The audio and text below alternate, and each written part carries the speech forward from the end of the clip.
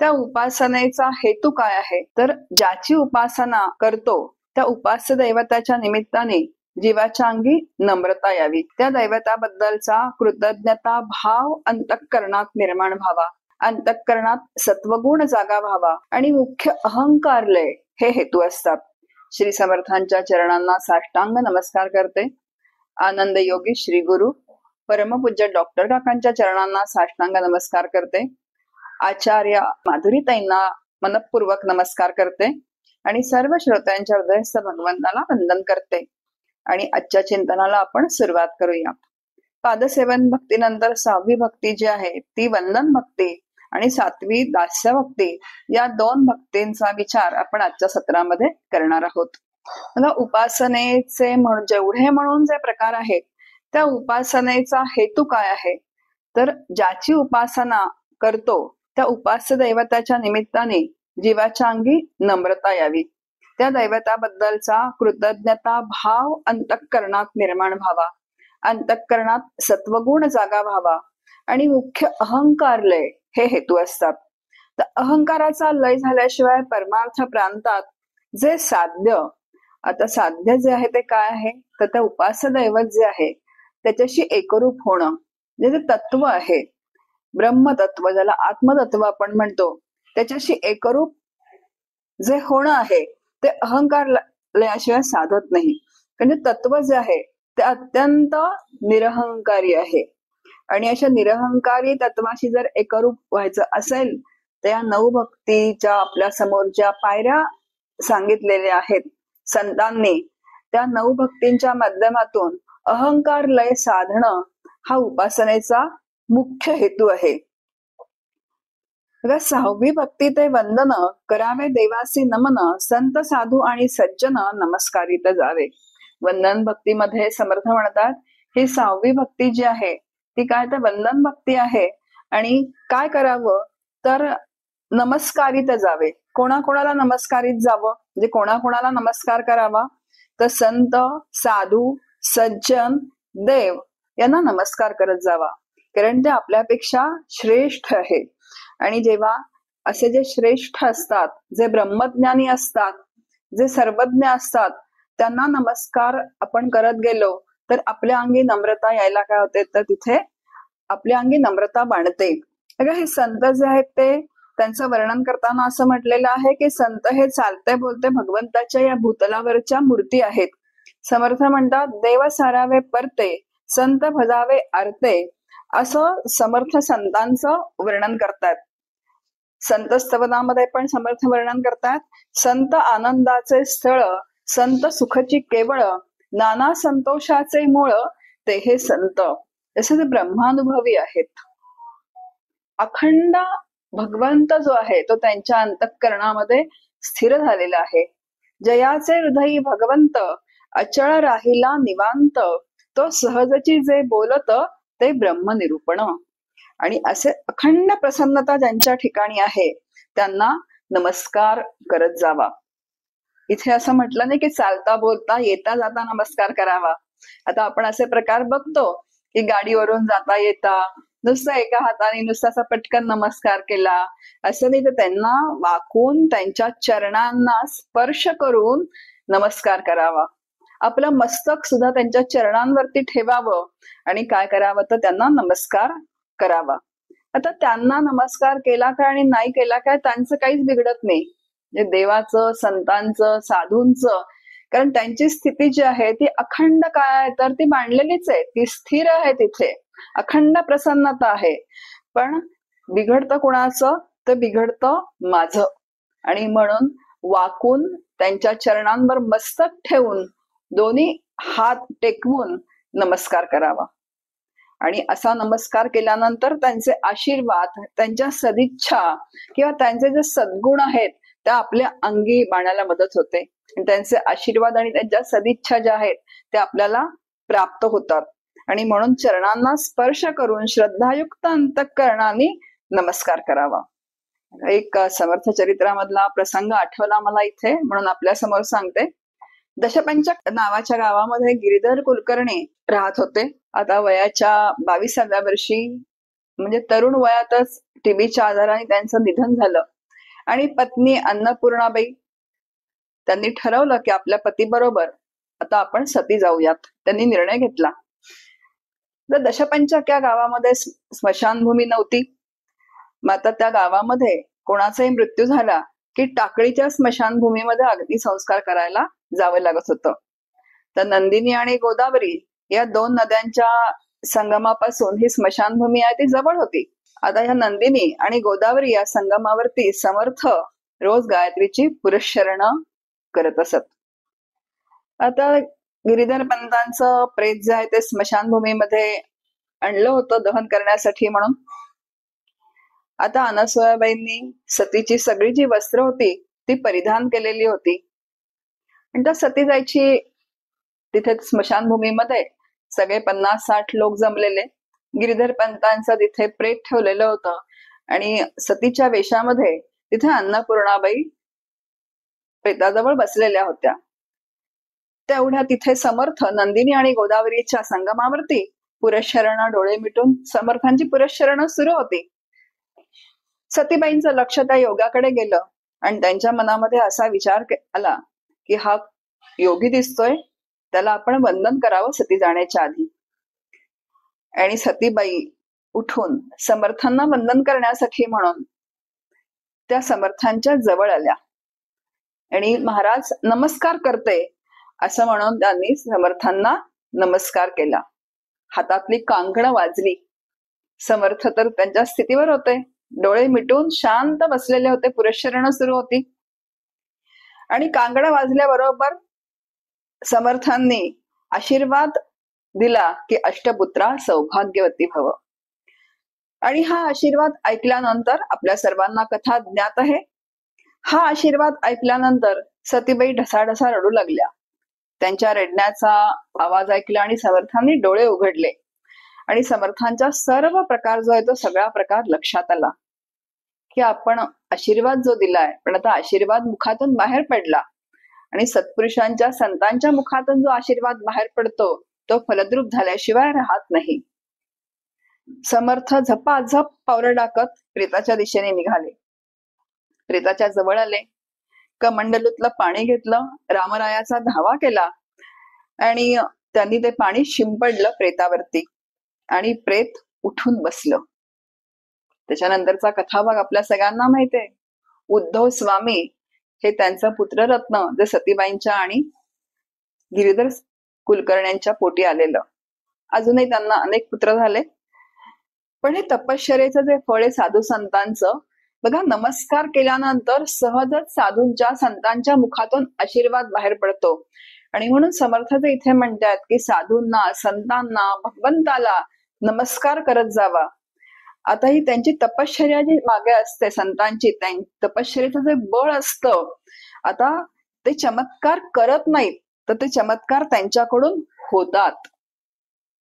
आता एक समर्थ चरित्रामधला मी एक कथाभाग सांगितला. आता आपल्या बाबतीत असा चमत्कार होईल अशाने आपण नमस्कार करायचा नाहीये. इथे तात्पर्य काय आहे सांगण्याचं, तर संतांना नमस्कार करावा, त्यांच्या सदिच्छा त्यांचे आशीर्वाद आपल्याला प्राप्त होतात. संतांसारखं होण्याची बुद्धी आपल्या अंतःकरणात हळूहळू हळूहळू वाढीस लागते. एक पॉझिटिव्ह एनर्जी जी आहे ती एनर्जी आपल्याला संतांकडून आणि भगवंताकडून सज्जनांकडून जी आहे ती मिळत असते. आणि म्हणून वाकून जो आहे तो वाकून नमस्कार करावा. पण होतं कसं की माणूस जो आहे तो सहसा आपल्यासारख्या दिसणाऱ्या दुसऱ्या माणसाला ब्रह्मरूप मानायला लगेच तयार होत नाही. मग आता देवाच्या मूर्ती ज्या आहेत ते देवाच्या मूर्तींना, संतांच्या ज्या प्रतिमा आहेत, जे संत होऊन गेलेले आहेत, त्यांना त्यांच्यावर श्रद्धा ठेवायला खूप जणांना काय नसतं तर काही अडचण नसते. मग समर्थ म्हणतात की असे जे आहेत त्यांना नमस्कार करा. आणि म्हणून समर्थांनी 3 ते 6 ओव्यांमध्ये कोणाकोणाला नमस्कार करावा याची यादीच आपल्या समोर दिलेली आहे. समर्थ म्हणतात की सूर्यासी करावे नमस्कार, देवासी करावे नमस्कार, सद्गुरूस करावे नमस्कार, साष्टांग भावे. सूर्य, देव, सद्गुरु यांना काय करावा तर नमस्कार करावा. पण तो कसा करावा? तर साष्टांग भावे, साष्टांग दंडवत प्रणिपात करावा. संपूर्ण शरणागती म्हणजे 8 अंगासह. आता ही 8 अंग कोणती आहेत? तर 2 पाय, 2 गुडघे, 2 हात, 1 छाती आणि 1 माथा, अशी 8 अंग जमिनीला टेकवून साष्टांग प्रणिपात करावा. अनन्य शरणागती, कारण अनन्य शरणागती की मी संपूर्ण तुम्हाला काय आहे तर शरणागत आहे. आणि हे अहंकार लयाचं काय तर प्रतीक आहे. जसा उभा दंड सोडून दिल्यानंतर तो जसा जमिनीवरती पडतो तसा हा देह सद्गुरूंच्या चरणांवरती झोकून द्यावा. म्हणजे इतकं की भान पण राहत नाही की आजूबाजूला कोणी आहे आपल्या. इतकं सद्गुरूंचा अंतःकरणामध्ये जो भावाचे भाव जागरूक होतो. तो भाव जागरूक झाल्यामुळे सहजच तो देह झोकून दिला जातो आणि सहजच तिथे काय असते तर अनन्य शरणागती निर्माण होऊन जाते. आणि असं जर नसेल तर मग काय होतं आपल्याला माहितीये? नमस्कार करताना मी, मग फोटो काढा कोणीतरी माझा, मी कसा नमस्कार करतोय ते. आणि परत तो जो नमस्कार करतानाचा मी हा फोटो आता हल्ली व्हॉट्सअपमुळे स्टेटसवर टाकला जातो. आणि स्टेटसवर टाकून मग सगळेजण म्हणतात, अहो तुम्ही कुठे गेला होतात, तुम्ही किती तुमचा भाव छान आहे, तुम्ही किती छान नमस्कार केला, दंडवत प्रणिपात. आम्ही नाही बाबा असा करत कधी कोणाला. जे तुम्ही किती भक्त आहात. मग आता इथे जेव्हा हा मी जो आहे हा फोटोच्या निमित्ताने दुसऱ्यांना दाखवला जातो, तेव्हा मग तिथे काय होतं तर त्या देवाभक्तांमधलं किंवा त्या सद्गुरूंचं आणि आपलं नातं जे आहे ते थोडं दूरच राहतं की नाही. कारण तिथे संपूर्ण शरणागती तो लयाला गेलेला नाहीच आहे तिथे मी जो आहे तो. आणि मग लोकांनी म्हणण्यावरती सहजच तो परत तो सूक्ष्म अहंकार जो आहे, लोकांनी छान म्हटलं की तो सूक्ष्म अहंकार जो आहे तो अजून काय होतो तर तो आतमध्ये असतोच तो. आणि लोकांनी जरा वाहवा केली की लगेच तो काय होतो तिथल्या तिथे तो वृद्धिंगत होऊन जातो. म्हणून तो मी जो आहे तो पूर्णपणे काय झाला पाहिजे तर लयाला गेला पाहिजे. आणि हे कधी होईल तर ज्याला नमस्कार करायचा त्याच्याविषयी माझ्या अंतःकरणामध्ये अत्यंत प्रेम, श्रद्धा, निष्ठा असणं आवश्यक आहे. आणि असं जेव्हा प्रेमयुक्त अंतःकरणाने, श्रद्धायुक्त अंतःकरणाने, निष्ठायुक्त अंतःकरणाने जेव्हा असा साष्टांग दंडवत प्रणिपात केला जातो, तेव्हा त्या व्यक्तीच्या म्हणजे सद्गुरू असतील, भगवंत असतील, त्यांच्या मुखातून सहजच आशीर्वाद बाहेर पडतात. आणि म्हणून समर्थ म्हणतात, नमस्कार करा. साष्टांग नमस्काराचा अधिकारू नाना प्रतिमा देवगुरु, अन्यत्र नमनाचा विचारू अधिकारे करावा. देवांच्या मूर्ती सद्गुरु यांना साष्टांग नमस्कार करावा. 56 कोटी वसुमती मध्ये विष्णुमूर्ती असती, तयास नमस्कार प्रीती साष्टांग घालावे. पशुपती, श्रीपती आणि गभस्ती यांच्या दर्शने दोष जाती, तैसाची नमावा मारुती नित्य नेमे विशेष.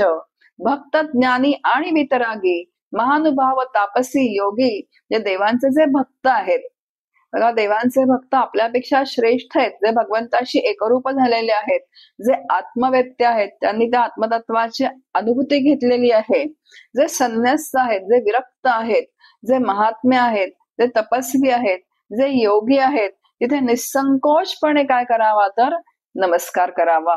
किंवा ते शास्त्रज्ञ आहेत, सर्वज्ञ आहेत, पंडित, पुराणिक, विद्वज्जन आहेत. पुढे समर्थ आपल्याला म्हणतायत की जेथे दिसती विशेष गुण ते सद्गुरूंचे अधिष्ठान, या कारणे तयासी नमन करीत जावे. आता समर्थ म्हणतात की जिथे विशेष गुण दिसतील तिथे नमस्कार करावा. विभूती योगामध्ये भगवंत म्हणतात, जिथे जिथे भव्यता दिसेल, जिथे जिथे दिव्यता दिसेल, ती माझी काय आहे तर ती विभूती आहे.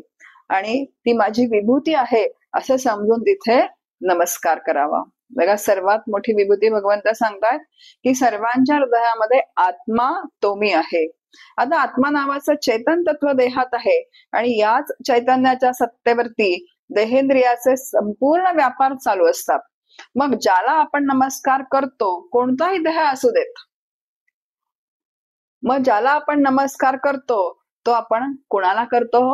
तर त्या चैतन्य स्वरूप भगवंताला करतो. की त्याच्या अधिष्ठानावरती हे सगळे व्यापार चालू आहेत. त्याच्या अधिष्ठानावरती हा नामरूपात्मक जो देह आहे तो आपल्याला अनुभवाला येतो आहे. की आज आपण एखादा पंडित दिसला, एखादे विद्वान दिसले, तर आपण बाकी काही विचार करत नाही, पटकन नमस्कार करतो. कारण ही भगवंताची काय आहे तर ही विभूती आहे. पटकन वाकावं तिथे, कारण आपल्यापेक्षा ते नक्की तिथे काय आहे तर श्रेष्ठत्व आहे. एखादा शास्त्रज्ञ असेल ज्यांनी शोध लावलाय, ते पण कुणाचं आहे तर भगवंताची विभूतीच आहे ती.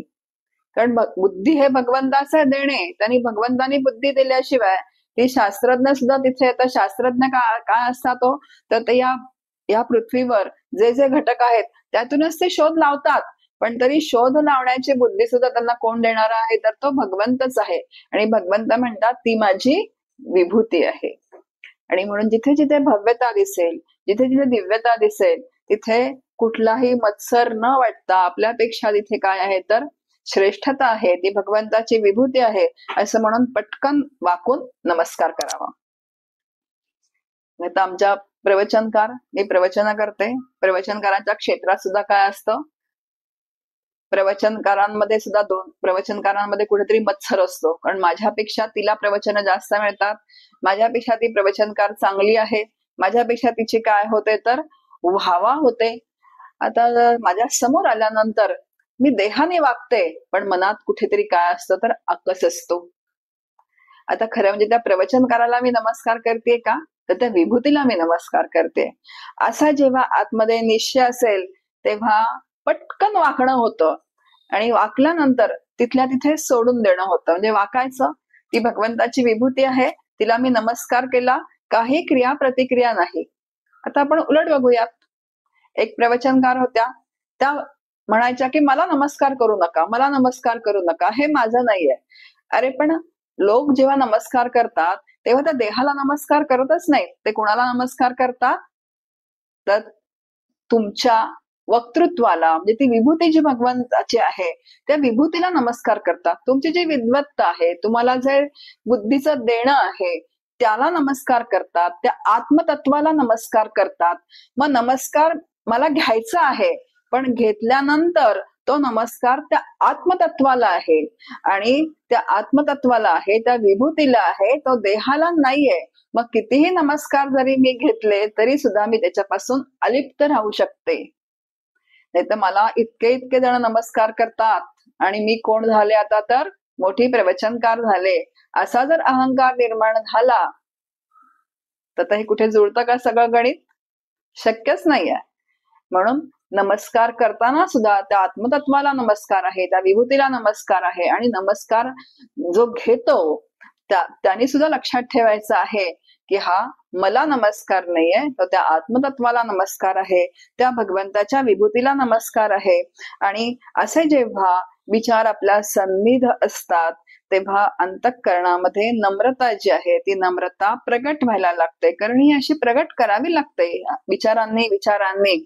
आणि मग तुकाराम महाराज म्हणतात, नम्र झाला भूता तेणे कोंडिले अनंता. जो भूतांप्रती नम्र होतो त्याच्या अंतःकरणामध्ये भगवंत येऊन वास्तव्य करतो. समर्थ म्हणतात, सर्व देवास नमस्कारिले ते एका भगवंतास पावले, यदर्थी एक वचन बोलले आहे ते ऐका. ते सगळ्या देवांना जरी नमस्कार केला तरी तो कुणाला पावतो तर तो एका भगवंताला पावतो.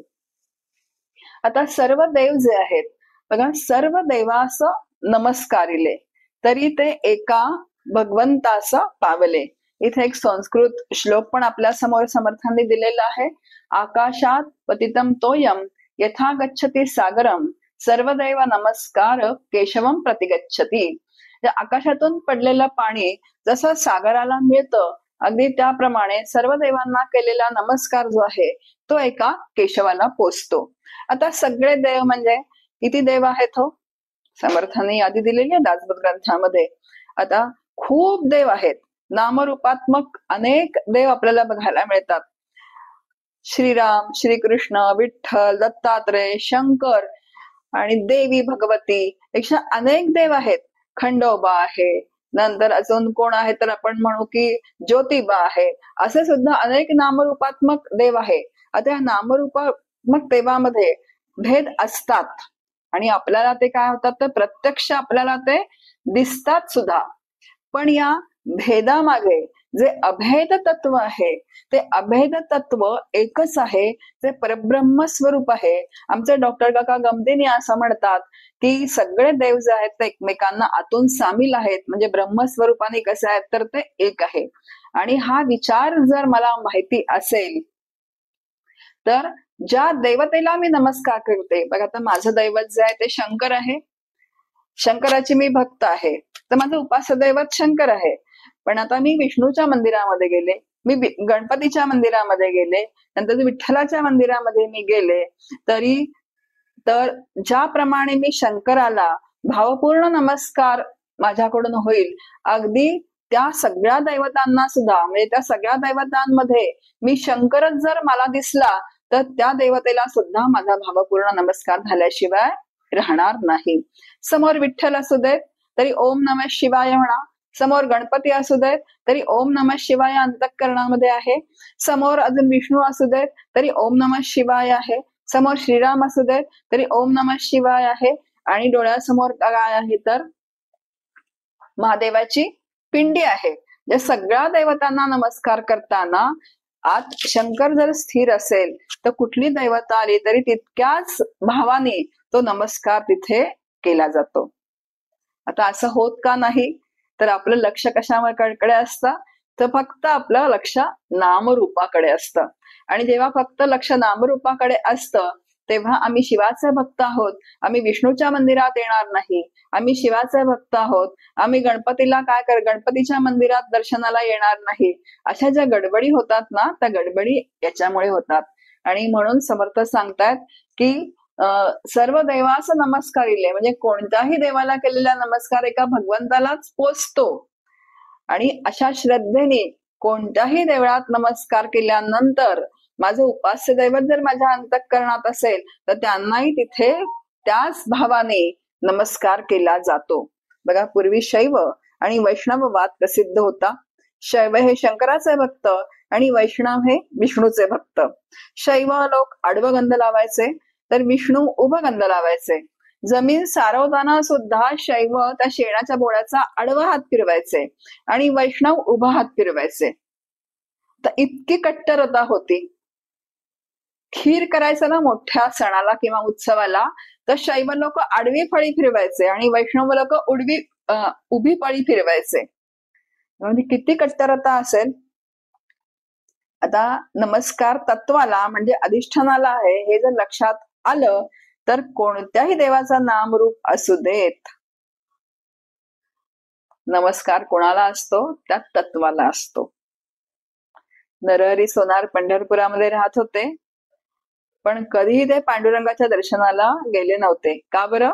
कारण ते शैव होते म्हणून. आणि पांडुरंग कोणाचा अवतार आहे तर विष्णूचा अवतार आहे.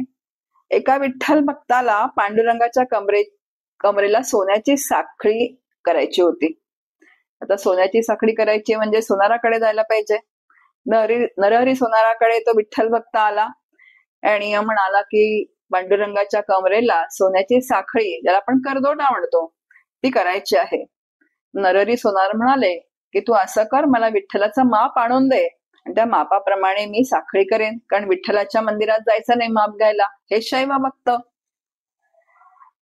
ते म्हणाले की तूच मला माप घेऊन आणून दे. आता त्यांनी माप आणून दिलं, साखळी तयार केली नरहरी सोनारांनी, पण पांडुरंगाला ती काही कमरेला बसेना. असं एकदा दोनदा नव्हे तर 4-5 वेळा झाला हा प्रकार. शेवटी तो विठ्ठल भक्त जो होता तो काकुळतीला येऊन म्हणाला नरहरी सोनारांना, काय होता, तुम्ही स्वतःच येऊन माप घ्या पांडुरंगाच्या कमरेचं. पाहिजे तर तुम्हाला पांडुरंगाचं दर्शन घ्यायचं नाहीये ना तर डोळ्यावर तुम्ही पट्टी बांधा. आणि खरोखरी नरहरी सोनारांनी डोळ्यावर पट्टी बांधली आणि ते विठ्ठल मंदिरामध्ये आले. आणि माप घेण्यासाठी म्हणून पांडुरंगाच्या मूर्तीला स्पर्श केला तर त्यांना कमंडलू हाताला लागलं. खाली हात केला तर महादेवाची पिंडी त्यांना हाताला लागली. आणि खऱ्या अर्थाने नरहरी सोनारांचे डोळे उघडले. संपूर्ण द्वैत भाव त्यांचा संपुष्टात आला. कारण तत्व जे आहे ते एकमेव अद्वितीय आहे. समर्थांना सुद्धा पांडुरंगाने रामरूपात दर्शन दिलं.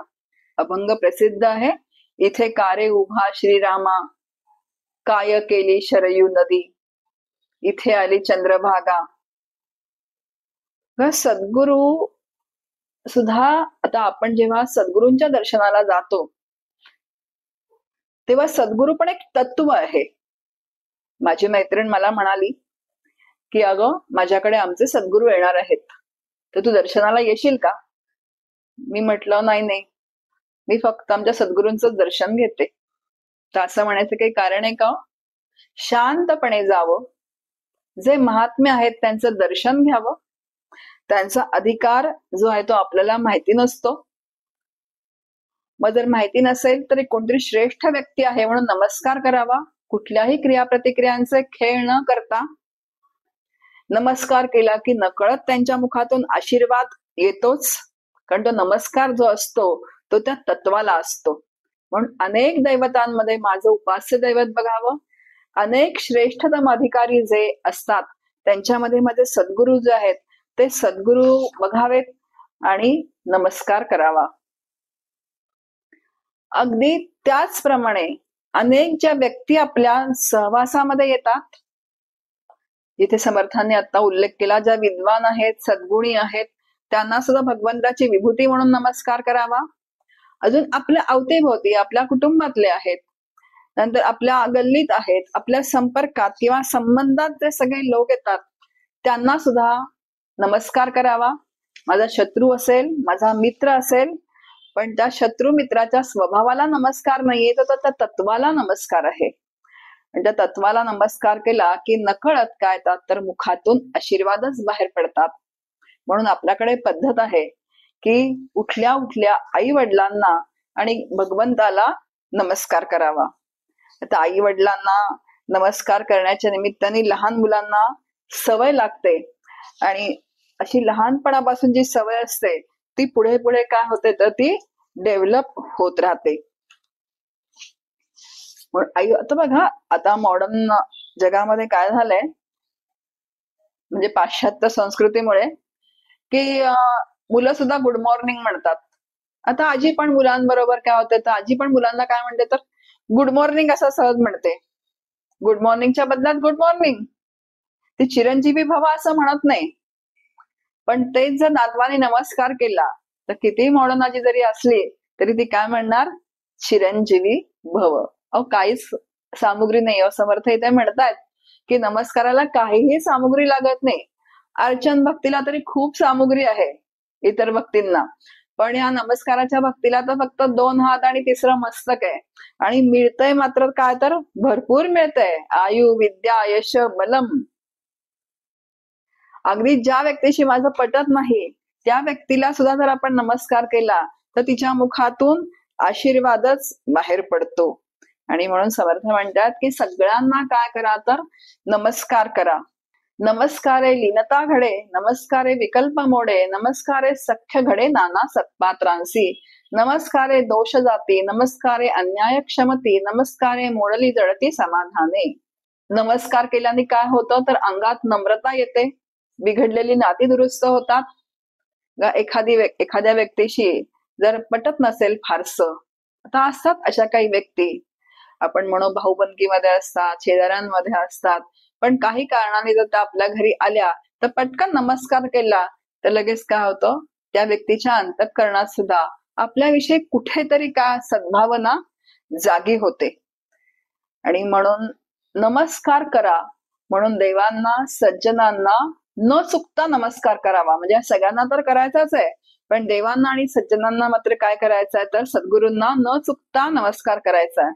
बघा, जेव्हा आपण नमस्कार करतो तेव्हा आपलं लक्ष कोणाकडे असतं, सद्गुरूंच्या तर चरणांकडे असतं. आता सद्गुरूंच्या चरणांमध्ये एक सामर्थ्य असतं, आणि नमस्काराला वाकल्यानंतर सद्गुरूंची कृपादृष्टी आपल्या संपूर्ण देहावर म्हणजे जीवदशेवरती पडते, आणि प्रत्येक जीवावर सद्गुरू कृपा करतात आणि त्यांची प्रसन्नता प्राप्त होते. त्या जीवाचा अधिकार वाढवण्याचं काम सद्गुरू कृपादृष्टीने करतात. पण हे कधी घडेल, जेव्हा आपण वाकू सद्गुरु चरणांवरती आणि सद्गुरु चरणांना स्पर्श करून आपलं मस्तक त्यांच्या चरणांवरती आपण ठेवू. म्हणून सद्गुरूंना, देवाला, भगवंताला, कारण त्यांना तुमच्याकडून काही अपेक्षा नसते, फक्त तुम्ही तिथे वाकणं अपेक्षित असतं. जे वाकण्याच्या निमित्ताने तुमची नम्रता त्यांना दिसते आणि आता मी तुमच्या चरणांशी नम्र झालेली आहे, आता मला तुमच्यासारखा करवून घ्या, असा तिथे भाव जो असतो तो अभिप्रेत जीवाचा लागतो. आणि असा जो अभिप्रेत भाव आहे तो सद्गुरूंच्या लक्षात आल्यानंतर ते जीवदशेवरून आपल्याला शिवदशेकडे नेतात. आणि म्हणून सद्गुरूंना, भगवंताला नमस्कार करत जावं इथे आपल्याला समर्थ सांगतात. नमस्कारे दोष जाती, नमस्कारे अन्याय क्षमती, सीसापरता नाही दंड, ऐसे बोलती उदंड, या कारणे अखंड देव भक्त वंदावे. हा मस्तकासारखा जो श्रेष्ठ, सर्वश्रेष्ठ जो अवयव आहे तो झुकवला की तीच काय असते तर नम्रता असते. आणि एखाद्याला जर अपराधाला क्षमा करायची असेल तर तोच पुरेसा असतो की मी आता तुमच्या समोर वाकलो आहे, माझ्या अपराधाला काय करा तर तुम्ही क्षमा करा. असं तिथे काय असतं तर नकळत त्या नमस्कारामध्ये ते अभिप्रेत असतं. नमस्कारे कृपा उचंबळे, नमस्कारे प्रसन्नता प्रबळे, नमस्कारे गुरुदेव वोळे साधकांवरी. त्यांच्या मनातली जी कृपा आहे त्या कृपा आपोआपच निर्माण होते त्यांच्या इथे. दया आणि करुणा याच्यामध्ये जो फरक आहे ना तो फरक आहे बघा. इथे दयाने त्यांच्या अंतःकरणामध्ये करुणा निर्माण होते, जी सद्गुरूंच्या अंतःकरणामध्ये करुणा त्या साधकाप्रती निर्माण होऊन जाते. पण निश्चेष करिता नमस्कार, नासते दोषांचे गिरीवर, आणि मुख्य परमेश्वर कृपा करी. नमस्काराचा विशेष असा आहे की त्यामुळे अहंकार, द्वेष, मत्सर, दोषांचे डोंगर हळूहळू नाहीसे होतात. आणि सर्वात म्हणजे ईश कृपा होते. आणि ईश कृपा होणं अतिशय महत्वाचं असतं, कारण पहिली जी कृपा आहे ती ईश कृपा आहे. आणि ईश कृपा झाली कीच काय होते तर सद्गुरूंची कृपा होते. सद्गुरूंची कृपा झाली की पुढे शास्त्र कृपा, आत्मकृपा, अशा 4 कृपा आपल्याला शास्त्रकारांनी सांगितलेल्या आहेत. पण पहिली जी ईशकृपा आहे त्या ईशकृपेचं दार जर उघडायचं असेल तर हे जे सांगितलं आपल्याला समोर की आई वडिलांना नमस्कार करावे, घरातल्या मोठ्या माणसांना नमस्कार करावे, जे विद्वान आहेत, जे शास्त्री आहेत, जे पंडित आहेत त्यांना नमस्कार करावे, ज्या भगवंताच्या मूर्ती आहेत त्यांना नमस्कार करावा, नंतर जे ज्येष्ठ आहेत, जे श्रेष्ठ आहेत, जे सद्गुरुपदी आहेत त्यांना नमस्कार करीत जावे. आणि असं नमस्कार करत करत करत अंगात विनता, नम्रता बांधते. आणि अशी बांधल्यानंतर एक वेळ अशी येते की त्या भगवंताची कृपा जी आहे ती कृपा जीवावरती होते. आणि जेव्हा कृपा होते तेव्हाच काय होते तर गुरुकृपा होते. नमस्कारे पतित पावन, नमस्कारे संतांची शरण, नमस्कारे जन्म मरण दुरी दुरावे. आणि जे सद्गुरूंची आणि संतांची कृपा झाली की काय होतं तर आपलं पुण्य उदयाला येऊन जातं. आणि संतांना शरण जाण्याचा उपाय सापडतो. आपला सद्गुरू जे आहेत ते आपल्यावरती कृपा करतात, संत कृपा करतात. आणि अशी त्यांची कृपा झाली की जन्म मरणातून सुटण्याचा मार्ग जो आहे तो मोकळा होऊन जातो. समर्थांनी खूप छान विचार सांगितले अजून इथे की परम अन्याय करून आला आणि साष्टांग नमस्कार घातला, तरी तो अन्याय क्षमा केला पाहिजे श्रेष्ठी. आता ह्या श्रेष्ठींना पण समर्थांनी सांगितलेलं आहे की किती महापाप करून आला पण जर त्याला पश्चाताप झाला असेल तर आणि त्यांनी पश्चातापपूर्वक जर साष्टांग नमस्कार घातला तर संतांनी आणि सद्गुरूंनी सुद्धा त्याला क्षमा करावी. ती होतेच. संत चरित्रांमध्ये आपण अनेक कथा ज्या आहेत, अनेक कथा आपण अशा श्रवण केलेल्या असतात. अंगावर जे थुंकतात बघा, तुकोबांना सुद्धा त्रास दिलेला किती लोकांनी, पण तुकोबांची इथे सहजच क्षमा आहे ती संतांच्या ठिकाणी. एकनाथ महाराजांच्या अंगावरती जो यवन थुंकला आहे त्याला सहजच क्षमा केलेली नाथांनी. अशी सहज क्षमा त्यांच्याकडे असतेच. पण जो पश्चातापाने दग्ध झालेला आहे तो जर नमस्कार करायला आला तर ते सहजच क्षमा करतात संत. या कारणे नमस्कारा परते आणि का नाही अनुसरते, नमस्कारे प्राणियाते सद्बुद्धी लागे. म्हणून सज्जनांकडून काही शिकायचं असेल तर नमस्कार करणं शिकावं, त्यामुळे माणसाला सद्बुद्धी मिळते. एक प्रसंग मला इथे आठवतो. अकोल्याला गुरुपौर्णिमा झाली होती आणि मला वाटतं 11 साली झाली असेल. आणि 11 साली गुरुपौर्णिमा जेव्हा झाली तेव्हा शांती मंत्र सुरू होते.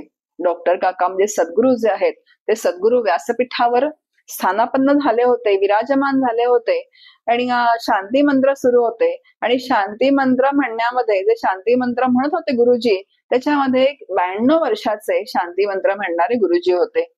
अतिशय त्यांचा भाव सुंदर होता. शांती मंत्राचं पठण संपूर्ण पार पडलं आणि शांती मंत्राचं पठण झाल्यानंतर आपल्या आसनावरून डॉक्टर काका उठले. म्हणजे सद्गुरू जे पूजन आहे त्या दिवशी ते सद्गुरू तिथून उठले आणि त्यांना त्यांच्या चरणांना, त्या गुरुजींच्या चरणांना त्यांनी वाकून नमस्कार केला. बघा, हॉलमध्ये हजारो लोक बसले होते आणि हे जेव्हा चित्र शिष्यांना बघायला मिळतं की प्रत्यक्ष सद्गुरू एका श्रेष्ठ व्यक्तीला नमस्कार करतायत, हा आदर्श जे आहेत ते घालून देतात सर्व शिष्यांना. आणि म्हणून समर्थ इथे म्हणतात की या कारणे नमस्कारा परते आणि का नाही अनुसरते, नमस्कारे प्राणी आते सद्बुद्धी लागे. म्हणून सज्जनांकडून जर काही शिकायचं असेल तर नमस्कार करणं शिकावं. नमस्कारास वेचावे न लगे, नमस्कारास कष्टावे न लगे, नमस्कारास काहीच न लगे उपकरण सामग्री. कुठलीही सामुग्री लागत नाही, शरीराला कष्ट होत नाही, कुठलंही साहित्य नमस्कारासाठी द्यावं लागत नाही. इतकं सोपं जे आहे साधन किंवा ही सोपी जी भक्ती आहे ही भक्ती करावी. म्हणून साधक भावे नमस्कार घाली, त्याची चिंता साधूच लागली, सुगम पंथे नेऊन घाली जेथील तेथे. आणि जेव्हा अनन्य शरणागतीने समर्पित भावनेने जेव्हा साधक नमस्कार घालतो तेव्हा या साधकाची श्री गुरूंवर जबाबदारी येते. आणि मग सद्गुरू जे आहेत ते साधकाच्या अधिकारानुसार योग्य ती साधना सांगून त्याला त्याच्या मूळच्या स्वरूपाची जणू फेर प्राप्ती करून देतात. जणू का म्हणायचं, कारण मूळचाच तर ब्रह्मरूप आहे, पण तो जो पतित झालेला आहे जीवदशेमध्ये आणि द्वंद्वमय जे सुखदुःखात्मक जीवन जगतो आहे आणि तेच जीवन त्याला सत्य असं वाटतंय, पण तरी सुद्धा ईशकृपा झाल्यानंतर जेव्हा सद्गुरु कृपा होते आणि सद्गुरूंना जेव्हा साष्टांग दंडवत प्रणिपात घातला जातो तेव्हा सद्गुरूंची कृपा दृष्टी त्या साधकावरती पडते, तेव्हा त्याच्या अधिकारानुसार ते त्याला साधना देतात आणि साधना मार्गावरती त्याला काय करतात तर बोट धरून चालवतात. आणि असं बोट धरून चालवल्यानंतर त्याला एक साध्य जे आहे त्याच्या मूळच्या स्वरूपाची त्याला प्राप्ती करून देतात. या कारणे नमस्कार श्रेष्ठ, नमस्कारे बोळती वरिष्ठ, येथे सांगतली स्पष्ट 6वी भक्ती. पण नमस्कार हे जे आहे ते सुरुवातीचं खूप मोठं साधन आहे आणि नमस्कार केल्यानंतर अधिकार संपन्न श्रेष्ठ जे आहेत ते सुद्धा काय होतात तर प्रसन्न होतात. आणि अशी ही वंदन भक्ती समर्थांनी आपल्या समोर अतिशय सोप्या शब्दात आणि स्वच्छ आणि स्पष्ट संकल्पना करत आपल्या समोर मांडलेली आहे. 7वी भक्ती जी आहे ती दास्य भक्ती आहे. बघा, दास्य म्हणजे भगवंताचं दास्य. समर्थांची ओवी आपल्या समोर इथे की 7वे भजन ते दास्य जाणावे, पडिले कार्य तितुके करावे, सदा सन्निधची असावे देवद्वारी. दास्य 7वी भक्ती आहे. देव, देऊळ, उत्सव ही म्हणजे सद्गुरू प्रती जे जी सेवा करायची आहे ती सेवा सतत साधकाने करावी. देवाचे वैभव सांभाळावे, न्यून पूर्ण पडोची नेदावे, चढते वाढते वाढवावे भजन देवाचे. इथे समर्थ म्हणतात दास्य भक्ती सांगताना की देवाचं वैभव वाढवावं, श्री गुरूंचं वैभव वाढवावं. तर देवाचं वैभव वाढवावं याच्यामध्ये मंदिराचा जीर्णोद्धार करावा. खूप मोठीच्या मोठी यादी समर्थांनी या 6 ते 24 ओव्यांमध्ये आपल्या समोर दिलेली आहे. काय काय करावं ते, भुयार तळघर बांधावीत, नंतर अलंकार भूषण, नवीन नवीन पुष्पवाटिका कराव्या, स्वयंपाकगृह, भोजनशाळा, नंतर जे आपण म्हणू की परिमळ द्रव्य म्हणजे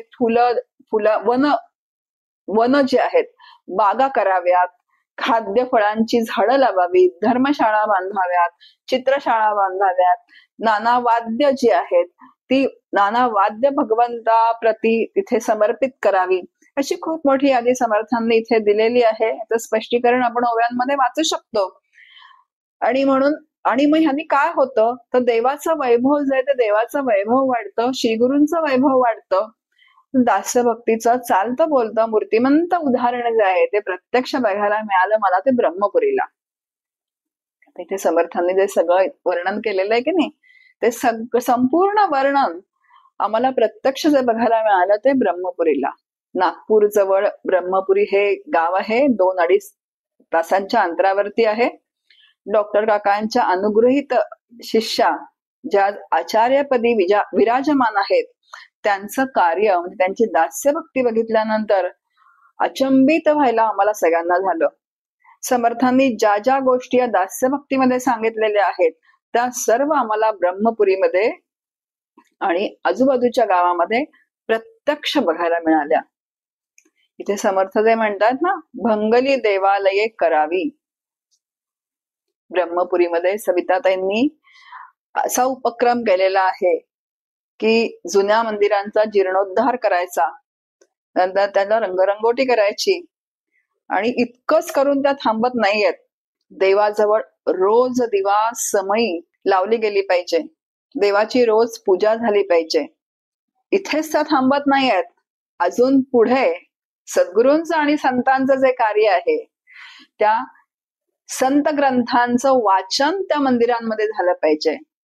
तर नुसतं वाचन नाही, तर त्याची निरूपण झाली पाहिजेत. जे संतांचे आणि सद्गुरूंचे विचार जे आहेत ते विचार सुद्धा लोकांना समजले पाहिजेत आणि ते आचरणात उतरले पाहिजेत. जे संतांचं कार्य सविताताई अविरतपणे कित्येक वर्ष करतात. संत तुकडोजी महाराज आपल्या सगळ्यांना परिचित आहेत, चातुर्मास करायचे त्या भागामध्ये, आणि नंतर काही काळ तो बंद पडला होता. आणि सद्गुरू डॉक्टर काकांच्या आज्ञेनुसार सविताताईंनी चातुर्मास करायचा, जे काकांच्या संकल्पानुसार चातुर्मास ते सुरू केला.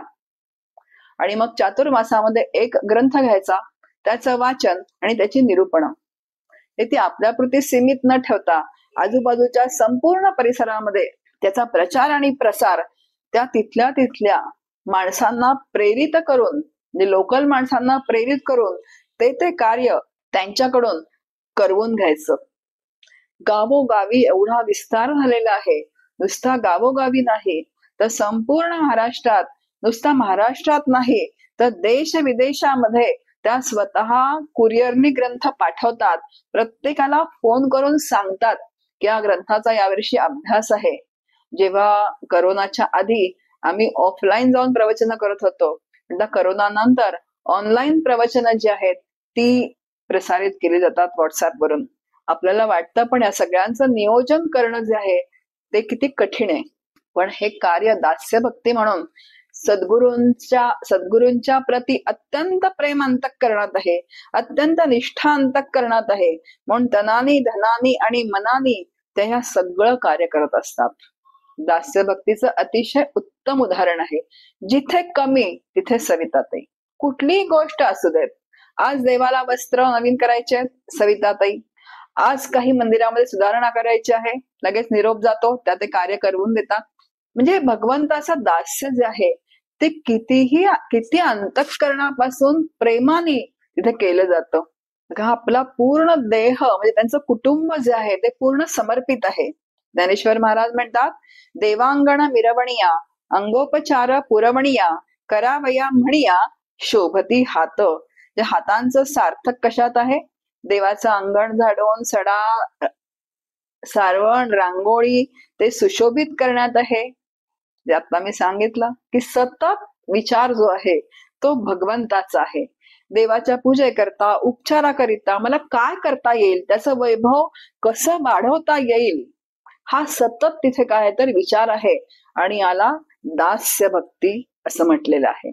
दुसरं उदाहरण आपल्याला माहितीये, श्रीधर स्वामी बनेश्वरला जेव्हा त्यांना अनुग्रह झाला आणि अनुग्रहानंतर ते गडावर समर्थांची सेवा आपल्याला करायला मिळावी म्हणून ते आले होते. खूप विनवण्या केल्यानंतर त्यांना समर्थांची सेवा करण्याची परवानगी गडावरती मिळाली. बघा संतांचं कार्य कसं असतं की सेवा म्हणजे काय आणि ती कशी करावी याचं प्रात्यक्षिक गडावरच्या सगळ्यांना दाखवण्यासाठी श्री समर्थांना इच्छा झाली, असं मारुती बुवा भगवान श्रीधर स्वामींच्या चरित्रामध्ये म्हणतात, खूप खडतर परीक्षा आपल्या दासाची श्री समर्थांनी घेतलेली आहे. स्वयंपाकघरामध्ये मदत करणं, जर स्वयंपाकी आला नाही तर वेळप्रसंगी संपूर्ण स्वयंपाक करणं, नंतर वाढणं, नैवेद्य भगवंताला रामाला अर्पण करणं, समर्थांना नैवेद्य अर्पण करणं, फुलं तुळशी रोज पूजेची आणणं.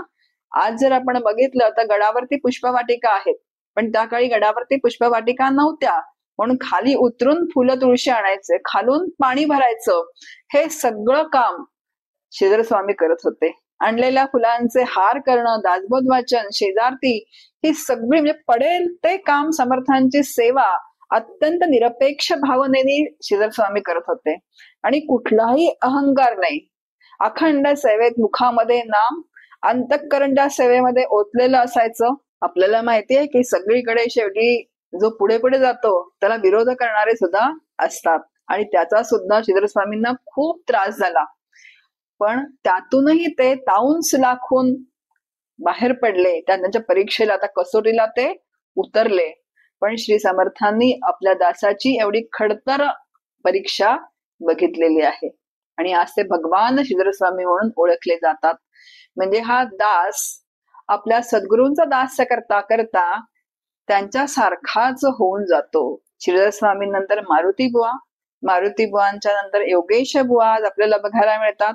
अनेक रामदासी मंडळी जी आहेत की जी दास्य भक्ती अखंड गडावरती करतायत. आता आपण आपल्यापाशी येऊयात. आपण गडावर जाऊन राहू शकत नाही, पण लहान सहान गोष्टी असतात. एखादा उत्सव असेल, एखादं कार्य असेल, मंदिरांमध्ये उत्सव होतात, सतरंजा घालणं असेल, प्रसाद देणं असेल, अनेक सेवा तिथे असतात. आणि जेव्हा अनेक सेवा असतात तेव्हा त्यातली एक सेवा जी आहे ती आपण घ्यावी, आणि ती सेवा कुठलाही अहंकार न बाळगता निरीच्छपणे करावी, की माझी सेवा माझा देव बघतो आहे, देव बघतोय ही सुद्धा भूमिका खरं नको. तुम्ही निरपेक्ष भावनेने ती सेवा केली रे केली की तिथे ती रुजू झाल्याशिवाय राहत नाही. दास्य भक्तीमध्ये मी भगवंताचा आहे याची अखंड जाणीव ठेवावी लागते. आणि अशी जेव्हा अखंड जाणीव असते तेव्हा दुधामध्ये साखर विरघळते, त्याप्रमाणे भक्त भगवंतामध्ये विरघळून जातो, म्हणजे एकरूप होऊन जातो. आणि यासाठी दास्य भक्तीच्या द्वारे भगवंताशी नातं प्रस्थापित साधकांनी करायचंय, आणि म्हणून दास्य भक्ती करायची आहे. एक उदाहरण खूप छान आहे. जेव्हा लग्न झालेली स्त्री जी असते तिला आपोआपच पतीचं वैभव प्राप्त होतं की नाही, अगदी त्याप्रमाणे भक्ताला भगवंताचं, शिष्याला सद्गुरूंचं सर्व आध्यात्मिक वैभव प्राप्त होऊन जातं. ते आध्यात्मिक वैभव काय आहे? आपणा सारिखे करीती तात्काळ, नाही काळ वेळ तयार नाही. ते त्यांच्यासारखंच करून घेतात तुम्हाला, ते वेगळं ठेवतच नाही. आणि हे काय तर हे वैभव आहे, ही श्रीमंती आहे. आणि इतकं होऊन देखील तो भक्त स्वतःला दास समजतो. संपूर्ण शरणागती, स्वचं संपूर्ण विसर्जन, पराकोटीचं दास्य आहे. सगळ्या संतांनी स्वतःला भगवंताचा दास किंवा गुलाम म्हणून घेतलेला आहे. कबीर महाराज म्हणायचे, मै गुलाम मै गुलाम मै गुलाम तेरा, तू साहिब है मेरा. तुकाराम महाराज म्हणतात, तरीच जन्मा यावे दास विठ्ठलाचे व्हावे.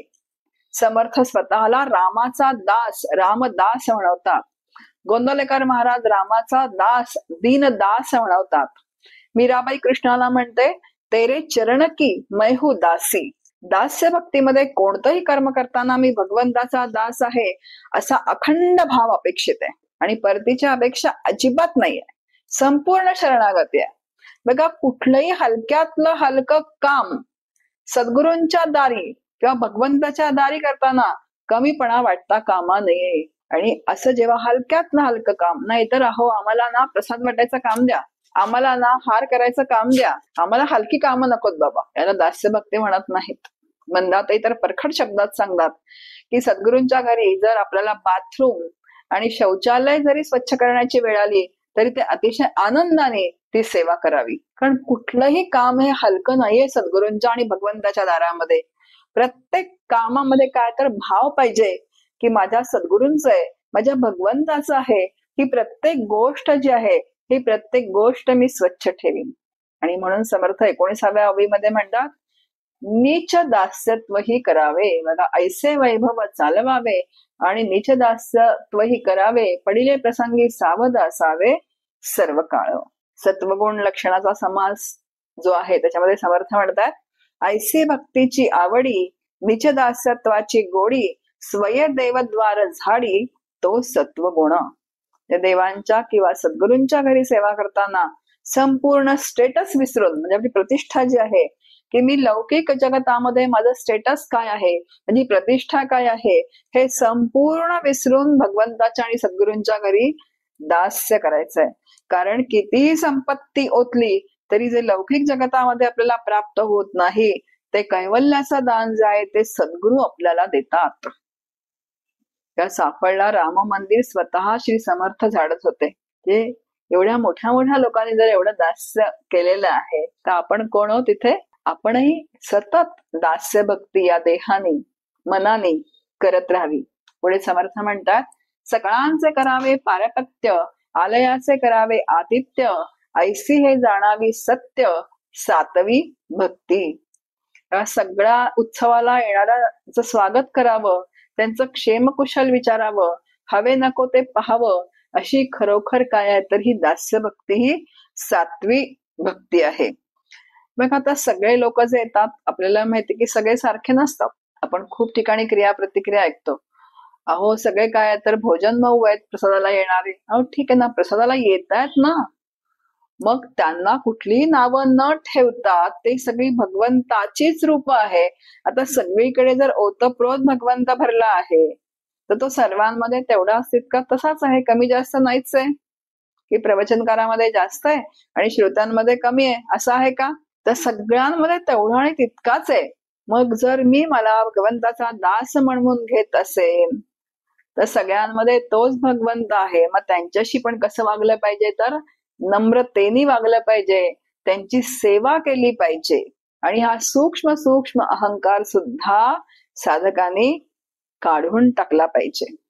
नाही तर होतं काय, देवाजवळ सेवा करणारा, सद्गुरूंची सेवा करणारा, आता सद्गुरू सगळ्यांना समान समजतात, ते कुणाशीही क्रोधाने, किंवा तिथे क्रोध नसतोच, ते सगळ्यांशी अतिशय प्रेमाने, कारण मुळात दयाळू हा त्यांचा स्वभाव आहे, ते प्रेमाने बोलतात. पण सद्गुरूंचं दास्य करणारा, भगवंताचं दास्य करणारा मात्र बाकीच्यांशी कसा बोलतो? क्रोधाने बोलतो. मी सेवा करणारा आहे, मी सद्गुरूंचं सगळं बघेन.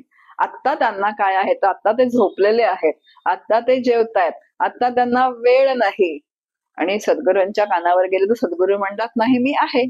म्हणजे आता ह्याच्यामध्ये काय झालं, त्या सेवकाला सुद्धा, जो दास्य करणारा आहे त्याला सुद्धा मी सद्गुरूंची सेवा करणारा हा काय होतो तर सूक्ष्म तिथे अहंकार निर्माण होतो. म्हणून जो भगवंताचा दास आहे, जो सद्गुरूंचा दास आहे, त्याने कोणाचंही अंतःकरण दुखावलं माझ्याकडून जाणार नाही ना, हे एक पथ्य सांभाळणं जे आहे ते अतिशय काय तर आवश्यक आहे. बघा, ते श्री समर्थांनी देवाच्या दास्या इतकं श्री गुरूंच्या दास्याचं पण महत्व सांगितलेलं आहे. प्रत्यक्ष दास्य घडणं शक्य नसतं, खूप दूर असतात आपले सद्गुरू, किंवा कधी देह थकलेला असतो, प्रवास करून इतका दूर जाणं शक्य नसतं. मग इथे समर्थ म्हणतात की ऐसे दास्य करावे देवाचे, येण्याची प्रकारे सद्गुरूचे, प्रत्यक्ष न घडे तरी मानस पूजेचे करीत जावे. मग आता प्रत्यक्ष जाता येत नाहीये तर मानस पूजा करावी सद्गुरूंची, आणि मानस पूजेमध्ये दास्य करावं. आणि याची सातत्याने जर मानस पूजा करत राहिलो तर सद्गुरूंच्या सानिध्याचा आनंद आपल्याला भोगता येतो, म्हणजे उपभोगता येतो. प्रत्यक्ष सद्गुरूंचा सहवास आपल्याला मानस पूजेमध्ये अनुभवाला येतो. पण ते तत्व आहे.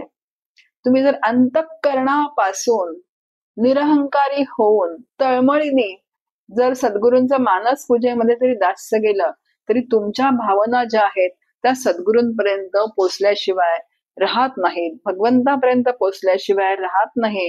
म्हणून अशी श्रेष्ठ अशी दास्य भक्ती आहे. आज इथेच माझ्या वाणीला विराम देते. जय जय रघुवीर